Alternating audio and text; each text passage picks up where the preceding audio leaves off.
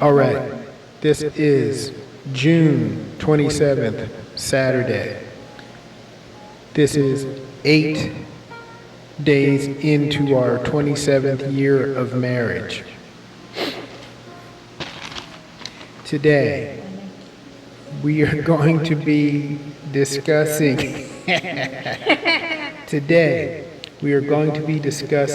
our 27th year goals that we sat down and wrote out on 6/21/2020, 2 days after our 27th wedding anniversary. We're in Hollywood, Florida. Here is Amba, where she always is. There's Rumi in the corner. Don what he does. All right.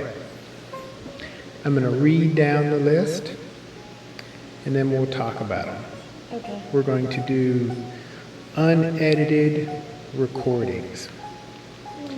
We have 9 goals. Some were your goals specifically, some were mine, some were both of ours. Number 1, physical fitness. That included a better diet and consistent exercise. That was me. Oh, but I wanted that too. Okay. Well, Number consistent 2 exercise. was refine your exercise goals. That was you. Number 3 was slow down our life pace. That was both of us. Number 4, fulfill creative desires. That was both of us. Number 5, deepen our spiritual practices. That was both of us. Subset A, read, prayer, study deeper. B, continue to evolve spiritually. Number 6, spend less time on the phone. That was me. 7, spend quality time together. That was both of us. And we have listed underneath it 7A, physical, spiritual, emotional time together. 8, save money for RV and travel. 9, take care of all health issues. All right. Number 1, physical fitness, better diet, consistent exercise. Are you trying to make sure you're in the shot? No, I'm trying to get you so you can lay your head down because that might hurt after a while. I'm comfortable. I'll move around. Physical fitness, better diet, consistent exercise. That was mine because I got into a bike accident last November, which we should talk about later. Busted my front teeth out. Is it that far gone? It's been that long. Yep. Wow. Got into an accident in Miami when I missed the train. I was riding to another train stop coming back from a book fair in downtown Miami. Got into a mysterious bike accident. Don't remember much of it.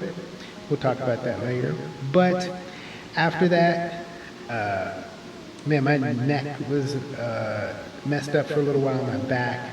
I was real sleepy for months, and I gained some weight. Just couldn't exercise the way I used to and would like to. I got out of shape. Started to feel better, like back to myself, probably around February. At the same time that COVID-19 thing hit, but I think I'm making improvements. I've been dropping weight, feel better, more flexible like I used to be back on my yoga. You have more energy. Exactly. A lot more energy. Yeah, I agree. And I don't know, it was strange, but it's like my body finally recovered. So that was me. 2, yours was refine your exercise goals. Well, I've been doing a lot of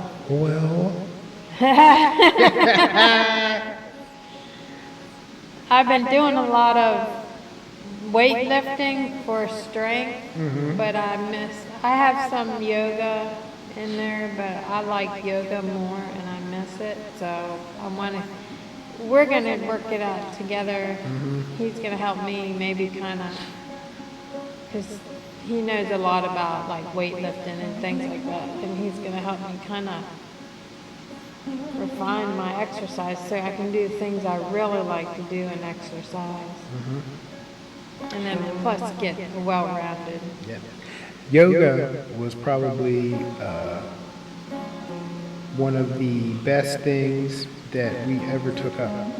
You started to practice it before I did. But even with that bicycle accident, I think that because I had a consistent yoga practice, I think I avoided a lot of difficulties that I would have had otherwise. And even from years of heavy weightlifting, my back was in horrible shape, just from poor, never stretching, too much weight on my body and things like that. But yoga, I swear by it too. That was something that you introduced into the relationship. That paid off. You know, we're for our age, I think we're very flexible, and you can't beat the benefits of it. A good, vigorous yoga program. Yoga beats it. Fights back osteoporosis. So they say when you're old you should do yoga. But when we were in Georgia, remember I had gotten real sick, and I had to set up a doctor's appointment because I didn't know what was going on with my body. But I had this yoga book, and it was kind of like a health book where the guy that taught the yoga was like a doctor type thing. And then he would tell you different things you should do for different problems you were having, and that he would tell you different yoga poses you should do. And so I followed his yoga routine for like a week straight.